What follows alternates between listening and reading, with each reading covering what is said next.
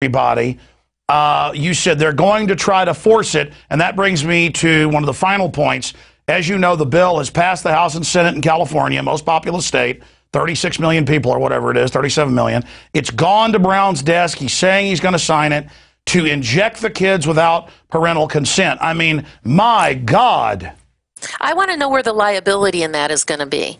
If a 12-year-old girl who's in her little girl clutch and they all decide they're going to get the Gardasil vaccine together and one of them dies, where is the liability in that going to be? Is it going to be with the school nurse, with the school district, with the governor? Where is the liability going to lie in that? Because if they've passed a law saying that these young girls and boys can make a decision for their own on vaccines, are they going to say that girls, they can make a decision of their own on some other drug like Ritalin or any other type of pharmaceutical psychotropic drug? And where's the liability going to lie? I don't think anybody has addressed that, because someone as large as that state, as we know for sure, as you've already said, there are at least 23,000 VAERS reports. That could represent as little as 1% of the actual number of reported injuries out there. We know that there's at least 32 confirmed deaths and 100 other deaths that they are investigating with the Gardasil vaccine. What's going to happen if some of these girls walk into the school nurses area and they get a vaccine and they fall on the floor and have a seizure and die? Who's responsible? Nobody's talking about that. By the way, that's another point I've made on the radio and play clip after clip. If you just type "girl died after Gardasil," you get the U.S., you get Canada, you get England, you get Indian newscasts where they inject them in the classrooms and girls collapse, have convulsions, and some cases die of shock within minutes. I mean, this is incredible. How are they? That's my question. How are they so bold? How are they so wild? I mean, how are they just so brazen when they knew it was killing people in the trials, and they still went ahead and had Perry lie and say it was the law? Well, he got caught. It wasn't the law. And so now they've just moved to go ahead and have a law. Alex, think about this for a minute. If you took your two-year-old child, and you four-postered them on your dining room table, you had 4 adults hold them down on the table, and you took needle syringes, you took 4 needles and jabbed them into their thighs, and you injected chemicals, aluminum, formaldehyde, animal cells, human DNA into their legs, and then you went and told your neighbor, and you left that child to cry and scream hysterically for hours. And then you told your neighbor, well, yeah, we were just doing a little procedure. How soon would CPS show up at your door and take those kids away? But because it's done in a doctor's office, because somebody has on a white coat and somebody trusts you, we think that this is okay, it's harmless, and it's done because it's good for you. It's torture. It should not be allowed to be happening anywhere, let alone in a school system where some adolescent gets to make a decision about what's injected in their body. It's a travesty. It really is. Well, I know this. I was a tough kid, and I'd play around in construction zones and have nails go through my foot and, break arms and, break fingers, and was tough and didn't care and wasn't afraid of anything.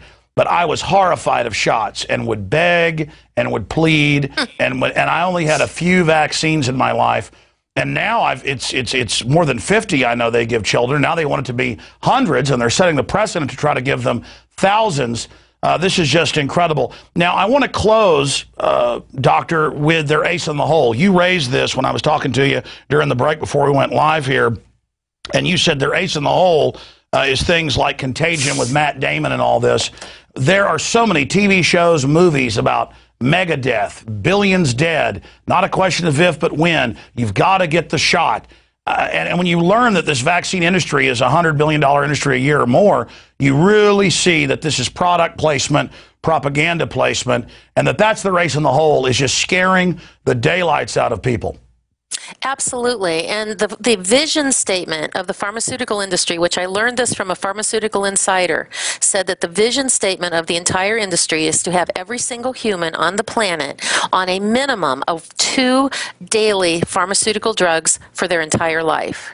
Well, how better to do that than to start with young children and making them terribly sick and have all sorts of things from asthma, allergies, eczema, ADD, ADHD that you can't really connect. Somebody told me that there was a line from that movie Contagion that said, we need to make this vaccine because if 10 years from now it's causing autism, nobody will be able to connect the dots. And that's exactly what they're setting up. They want everybody sick because that promotes their widgets. It certainly does. And then they have the treatments in development for things that they know in the trials with lab animals it's going to cause in Homo sapien. The diabolical nature, the weaponization of this. I know you've done deep research, but in my film Endgame and just through pure research, trying to discover what the globalists, the Rockefellers, stood for. The Rockefellers, the British royalty, the King of England had to advocate over it, funded Hitler, and wanted worldwide eugenics. And it was a medical tyranny that the Nazis first engaged in. Forced inoculation, all of it. And that's basically now what's come here. It's just an underground program, and that's why Bayer Pharmaceutical and others that came out in court knowingly shipped out HIV blood. And, hey, it's get rid of the hemophiliacs. We're doing you a favor. This is a cold-blooded group. From my research, it's much bigger than profit. Have you found the eugenics angle in your research? I have, and I think that it's, you know, what a lot of people say, and I would have to agree, that when, you know, World War II was over, everybody just traded in their uniforms for white coats and business suits. Nothing changed. It was life. Things just went on as usual. And I do believe that there is definitely a sinister side. And the problem that bothers me the most, Alex, is what's wrong with the 800,000 physicians in this country, that they just march to the tomb of the drug companies, that they're not willing to look at any of this information or very little of it. They don't know what's coming through that needle and being injected into adults and children. And they just absolutely stand by it and take people like me and you and other people who are exposing the truth and tell colleagues and other physicians say, you're just saying all the wrong things. It's just really not true. I'll tell you why. I mean, you're a doctor, correct me if I'm wrong, but I've got family that are physicians. Look, they are brought up that you're part of the elite now, you know best, and then they're kept so busy that they just receive what the American Medical Association says and they follow it. And they've been following this system so long, they don't want to admit they were conned and were wrong. And so they're now committed to it. And that's basically how tyrannies work.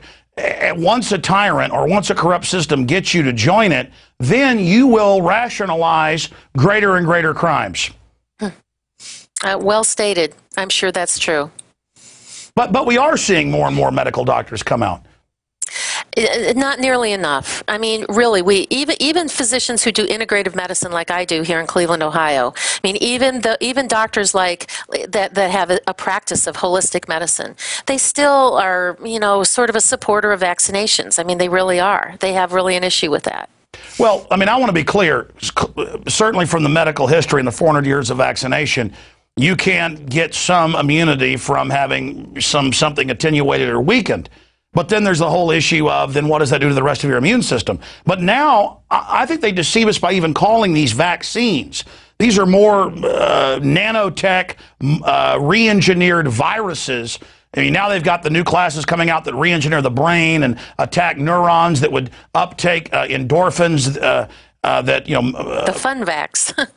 Exactly. They're saying, no, don't be depressed anymore. I mean, this is really Buck Rogers type re-engineering of society, and they just call it vaccines, and they think, well, this is like the polio vaccine. We're saving people. Yeah, saving them with hundreds of millions exposed to cancer viruses. Well, think about all of these girls that we were talking about just a few minutes ago that would get these injections of Gardasil, and it could be any of the. There's now kids now get 40 doses of 16 different vaccines by the time they start kindergarten.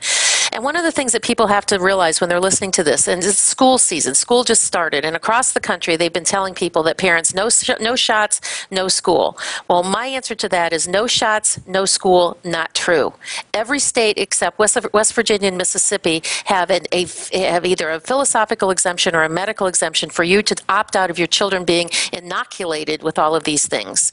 So there are a lot of ways that you could stop it, but every one of these vaccines all have horrible potential side effects. There is nothing that can come through a needle and to try to keep you healthy that you can't do for yourself just by your own diet, exercise, vitamin D, vitamin C, and all those things. Well, Doc, that's another example of the hoax. Exactly. They continue to say it's the law. You've got to take it. And that's what's so wonderful about Perry being caught. We called him. It came out he didn't have the authority. It wasn't the law. And now he has to apologize. And all the other candidates are against him. That has certainly gotten the the death merchants of the vaccine makers on the defensive like I've never seen them before. And now, what about the other two states? There are still ways to get exemptions there, correct? Well, West Virginia and Mississippi really only have a medical exemption, and it's very hard to get. Their state health departments are very adamant about it. In fact, I've even had some parents in Mississippi tell me that the state health department wants them to vaccinate their kids even if they're homeschooling. And so those two states are the only two states that just have a medical exemption. Most of the time, you can only get that for a particular vaccine for which you've had a reaction. I mean, even if you have an ill child and you say, I don't want them to have the vaccines, the medical doctors, who again are the problems, will say, oh, well, it's because your child is sick. They need the vaccines more than ever because you don't want them to get those vaccine preventable diseases. Well, as a medical doctor, you know, until 2 years ago, they said never vaccinate a pregnant woman. Now they're saying it's good. Oh, not only are they saying that it's good, Alex, they're talking about flu shots, pertussis vaccines, they're talking about hepatitis B, and they're even potentially talking about giving Gardasil vaccines to pregnant women. Well, Dr. Tenpenny, we're going to have you back up in the near future to get into all the other attacks that are happening. But the good news is, and I think you've basically agreed with me today, the report is the worm is starting to turn, the pendulum is starting to swing, the awakening is here. I believe that's true. I really do. I think that it's really, you know, when I started this 11 years ago, there were just a few of us, you know, out in the lone, just really talking about this. I truly believe that tens of millions of people, not only in this country, but around the world, are waking up and they're just saying no. What are the best websites for people to visit to see all the scientific documentation that you've amassed? Going to drtenpenny.com, DRTENPENNY, drtenpenny.com. Dr. Tenpenny, that's where we're soon to be launching an entire library of all the research that I put together through drtenpenny.com. My clinic in Cleveland is Tenpenny IMC, like Iris Mary Charlie. That's Tenpenny Integrated Medical Center, tenpennyimc.com. We're here in Cleveland, Ohio, and I'm always proud to say that people have come from 39 states and 12 countries to get well and off their drugs. Well, if I ever need your help, I'm definitely coming to you. You are certainly a guardian angel out there. Thank you so much, Doctor. Thank you so much, Alex. Wow, ladies and gentlemen. Well, that's it for InfoWars Nightly News. Please support the important work she's doing against the eugenicists and against their soft kill program. And please get the DVD presentation, Flu and Flu Vaccines, What's Coming Through the Needle. I know that you know about a lot of this stuff, but your friends, your family, your neighbors don't. If we simply get this type of information and get it out to everybody you know, we can stop these people. It's available, discounted at Infowars.com, and your purchase supports Infowars Nightly News as well. So does your subscription to Infowars Nightly News. You know, we allow members to share their passcode to a limited number of people. And if we had enough support, we would expand it basically to an unlimited point. But it's funny, people almost don't appreciate something that's completely free. But it is your subscriptions at PrisonPlanet.tv that have made this transmission possible. So I don't want you to be behind me. I want you right beside me. Make no mistake, those of you that are members of PrisonPlanet.tv, you are making all of this possible. So thank you so much for being part of the second American Revolution, a revolution against tyranny worldwide, what I call 1776 worldwide. Now, I want to make an announcement here at the end of the show. I have just dispatched, they're in the air now, Aaron Dykes and Darren McBreen to Denver, Colorado. We just learned about it today. Turns out it's been announced weeks ago. A huge urban warfare martial law takeover drill in Denver, Colorado. And they're going to be reporting for us tomorrow here on the show and on the radio tomorrow on this Mountain Guardian martial law takeover drill that's taking place with the Army and a lot more there at Northcom. So be sure and join us tomorrow as well. I'm Alex Jones signing off for the InfoWars crew. Thank you for watching.